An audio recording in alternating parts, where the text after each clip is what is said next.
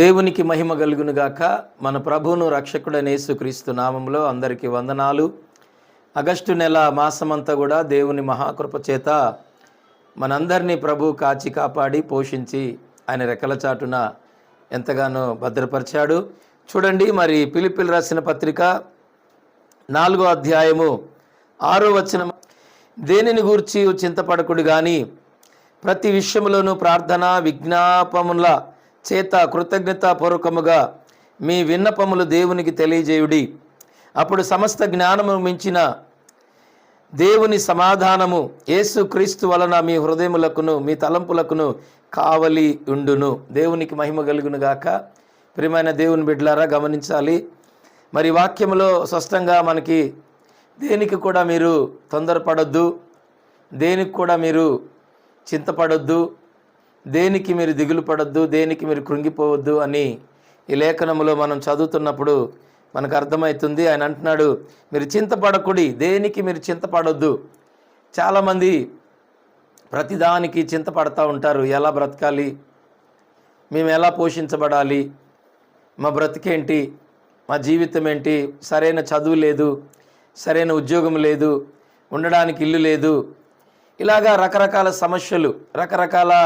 సమస్యల చేత చాలామంది ఈ కుటుంబాన్ని ఎలా పోషించాలి, ఈ సేవని ఎలా నడిపించాలి, ఎలా సంఘాన్ని కట్టాలి, ఎలాగని చెప్పేసి ఇలాగ ఎంతోమంది మరి సేవకులు కావచ్చు, విశ్వాసులు కావచ్చు, మరి లోకంలో ఉన్నవారు ఎంతోమంది ఈ వ్యాపారం ఎలాగా, లేకపోతే బిజినెస్ ఎలాగా, మరి ఈ నా జీవితం ఎలాగా అని ఎంతోమంది కృంగిపోతూ ఉంటారు, ఎంతోమంది చింతపడుతూ ఉంటారు. ఎంతోమంది చాలని జీతము, మరి చాలని చదువు, చాలని జ్ఞానము, ఇలాగ ఎంతోమంది రకరకాల మరి ఆలోచనలు, రకరకాలుగా చింతపడి ఎంతోమంది కృంగిపోతూ ఉంటారు. చాలామంది పరీక్షలు తప్పిపోతే యవ్వన బిడ్డలు, నేను పరీక్ష తప్పిపోయాను, ఇంకా నా బ్రతుకు వేస్ట్ అనుకునే వాళ్ళు కూడా ఎంతోమంది ఉంటారు. ఇలాగా నాకు ఇంత చదువుకున్నాను, ఉద్యోగం లేదని బాధపడే వాళ్ళు ఉంటారు. ఇలా చాలామంది, నాకంటే నా పక్కింటి వాళ్ళు చాలా బాగుపడ్డారు, మేము ఇంకా అలాగే ఉన్నాము, ఇలాగ ఎంతోమంది రకరకాల చింతలతో, రకరకాల బాధలతో, కష్టాలు, ఇలాగ ఎంతోమంది నానా రకములైన ఆలోచనల చేత కృంగిపోతూనే ఉంటారు. ఇలాంటి వారు ఈ లోకంలో మనకు చాలామందిని మనం చూస్తూనే ఉంటాం. కానీ ఇక్కడ దేవుని వాక్యం మనకేం చెప్తుందంటే, దేనిని గురించి మీరు చింతపడొద్దు, మీరు ఎందుకు చింతపడుతున్నారు అంటున్నాడు ఆయన. దేవుని స్తోత్రం. ప్రతి విషయంలోనూ ప్రార్థన చేయండి. వీటన్నిటికీ నువ్వు పడుతున్నటువంటి ప్రతి సమస్యకి, ప్రతి చింతకి, ఇదన్నిటికీ ముఖ్యమైనటువంటిది ఏంటంటే నువ్వు ప్రార్థనే. నువ్వు అందులోంచి బయటికి రావాలి. పరిస్థితుల్లోంచి నువ్వు బయటికి రావాలంటే ప్రార్థన చేయమంటున్నాడు ఆయన. అపోస్తుడైన పౌలు గారు అంటున్నాడు, మీరు ప్రార్థన చేయండి. మీరు ఎందుకు చింతపడుతున్నారు? ఊరికే కూర్చొని ఆలోచన చేస్తున్నప్పుడు సమస్యలు పెద్దగానే కనపడతాయి, చిన్నవి కూడా. అదే నువ్వు ప్రార్థన చేస్తే ప్రతి సమస్యల నుండి నువ్వు విడుదల పొందుకుంటావు, ప్రతి చింతల నుండి విడుదల పొందుకుంటావు. ప్రతి పరిస్థితిని మార్చేది దేవుడే. కానీ ఆ దేవుని సన్నిధిలో నువ్వు ప్రార్థన చేయాలి. ఊరికే ఖాళీగా కూర్చొని వాళ్ళతో వీళ్ళతో సమయాన్ని గడుపుకుంటూ, అక్కడ ఇక్కడ సమయం గడుపుకుంటూ, ఊరికి అక్కడ ఇక్కడ అటు ఇటు తిరుగుతూ ఏదో సమయం అంతా కూడా వేస్ట్ చేసుకుంటే నీకు ఉపయోగం లేదు, దానివల్ల ప్రయోజనం లేదు. అందుకనే బైబిల్లో ఏమంటుంది, సమయాన్ని సద్వినియోగం చేసుకో. సమయాన్ని సద్వినియోగం చేసుకోవాలి. దేవుడు నీకు ఇచ్చిన ఆ సమయాన్ని బట్టి నీ పరిస్థితుల గురించి దేవునికి మొరబెట్టు, దేవునికి తెలియజేయి, చెప్పు. నువ్వు దేవునికి తెలియజేస్తే దేవుడు అంటున్నాడు, నీ హృదయానికి నేను సమాధానం కలుగు చేస్తాను. దేవునికి మహిమ కలుగును గాక. దేవుడు అంట, నీ హృదయానికి సమాధానము లేని నీ బ్రతుక్కి, సమాధానము లేని నీ హృదయానికి, చింతతో మరి ఇబ్బందులతో కృంగిపోతున్న నీ హృదయానికి ప్రభు అంటున్నాడు, నేను సమాధానం కలుగు చేస్తాను. సహోదరి, సహోదరుడా, వినండి, జాగ్రత్తగా ఆలకించండి. నువ్వు దేనికి చింతపడుతున్నావో, దేనికి బాధపడుతున్నావో మరి ప్రభువుకు సమస్తం తెలుసు. ఆయన కనుదృష్టి నీ మీద ఉంది. ఆయన కళ్ళు నిన్ను చూస్తున్నాయి. ఆయన నీ గురించి ఆలోచిస్తున్నాడు. ఎందుకంటే ఈ లోకంలో ఎవరు నిన్ను విడిచినా మరచినా ప్రభు నిన్ను మర్చిపోడు, విడవడు. ఆయన వద్దకు వచ్చిన నిన్ను ఎప్పుడు త్రోసివేయడు. ఆయన తృణీకరించే దేవుడు కాదు. నీ పరిస్థితులను బట్టి నువ్వే సొంతగా నిర్ణయాలు తీసుకొని ఆలోచించుకొని కృంగిపోక ప్రతి విషయంలో నువ్వు ప్రార్థన చేయి.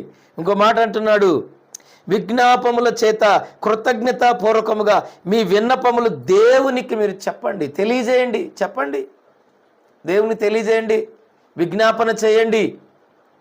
విజ్ఞాపనతో దేవునికి చెప్పండి మీ విన్నపాలు, మీ పరిస్థితులన్నీ కూడా.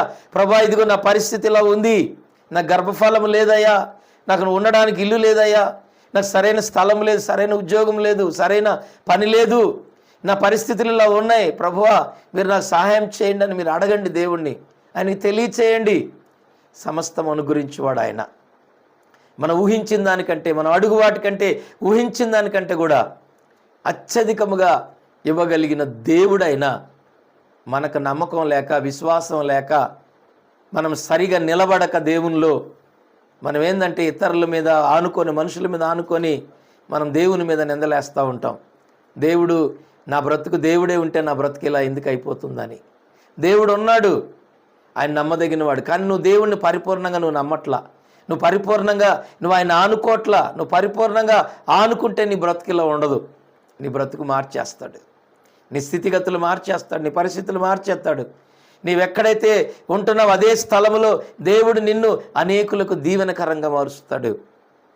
ప్రియమైన దేవుని బిడ్డలారా, గమనించండి, దేవుని కృప నీ ఎడల విస్తరించబడుతుంది.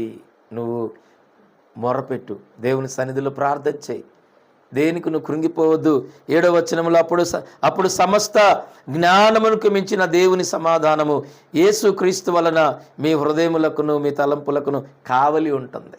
మీ హృదయానికి, మీ తలంపులకు సమస్త జ్ఞానానికి మించిన యేసుక్రీస్తు సమాధానం మీ హృదయానికి, మీ తలంపులకు కావలి ఉంటుంది.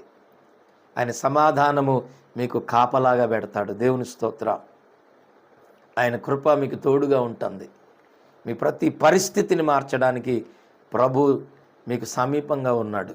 కాబట్టి ప్రతి ఒక్కరు కూడా మరి చింతపడక, దిగులు పడక, కృంగిపోక, ప్రతి చిన్న చిన్న విషయాల్లో భయంకరమైన నిర్ణయాలు తీసుకొని జీవితాలు పాడు చేసుకోక మెలకువగలిగి ప్రార్థన చేయండి. మరి శోధనలో ప్రవేశించకుండానట్లు మీరు మెలకువగలిగి ప్రార్థించమని యేసుక్రీస్తు ప్రభువారు ఆనాడు శిష్యులతో చెప్పారు. ఈనాడు అదే మాట మనకు కూడా వర్తిస్తుంది. కాబట్టి ప్రతి ఒక్కరు కూడా మరి పెద్ద పెద్ద నిర్ణయాలు తీసుకొని చిన్న చిన్న సమస్యలకి జీవితాలను నాశనం చేసుకోకుండా, మీరు నిజంగా దేవుని బిడ్డలైతే, దేవుని నమ్మిన వారైతే మీరు ప్రార్థన చేయండి. ఒకవేళ నమ్మని వారైతే నమ్మండి, రక్షణ పొందండి. దేవుడు మీ జీవితాల్లో గొప్ప కార్యాలు చేస్తాడు. మీ ద్వారా అనేక కుటుంబాలకి మీరు దీవెనకరంగా ఉంటారు. మీ ద్వారా అనేక మంది దీవించబడతారు. ఆ విధంగా ప్రభు మిమ్మల్ని ఆయన రెక్కల చాటును భద్రపరుచుకుని వాడుకుంటాడు. దేవుడి మాటలు దీవించునుగాక. ఆమెన్. God bless you. ప్రార్థన చేసుకుందాం. మమ్మల్ని మిక్కిలిగా ప్రేమించిన మా ప్రియ పరలోకపు తండ్రి, యేసయ్య, నీ బలిష్టమైన పాదములకు వందనాలు, స్తుతులు, స్తోత్రాలు చెల్లిస్తున్నాను. ప్రభా, ఇదిగో ఈరోజు చెప్పబడిన ప్రతి వాక్యమును నీరు కట్టి మీరు ఫలింపచేయండి. ప్రతి హృదయములో ఈ వాక్యము స్థిరపరచబడునుగాక. ఎలాంటి చింతలో ఉన్నా, ఎలాంటి వ్యాధిలో ఉన్నా, ఎలాంటి బాధలో ఉన్నా, ఎలాంటి పరిస్థితుల్లో ఉన్నా, ఎవరైతే కృంగిపోతున్నారో వారి జీవితాల్లో ఒక నూతనమైన బలం వారికి అనుగ్రహించబడునుగాక. ప్రార్థన చేసే ఆత్మను వారికి ఇవ్వండి. వారు ఉన్న స్థితిలో నుంచి వారు బయటికి రావడానికి వారికి మార్గాన్ని చూపించి, వారి జీవితాల్లో నీ వెలుగును ప్రకాశింపజేసి, వారి కన్నీటిని నాట్యముగా మార్చి, నీ బిడ్డల స్థితిగతులు మార్చి, వారికి సమృద్ధికరమైన నీ కృపనిచ్చి మీరు మహిమ, ఘనత, ప్రభావాలు పొందమని యేసు నామములో అడుగుచున్నాను తండ్రి. Amen, amen, amen. God bless you. అందరికి వందనాలు. ఈ ఛానల్ సబ్స్క్రైబ్ చేసుకోండి, లైక్ చేయండి, ఇతరులకు షేర్ చేయండి. ఈ ఛానల్ని మీరు బలపరచమని ప్రభు పేట మీకు మనవి చేస్తున్నాను. God bless you.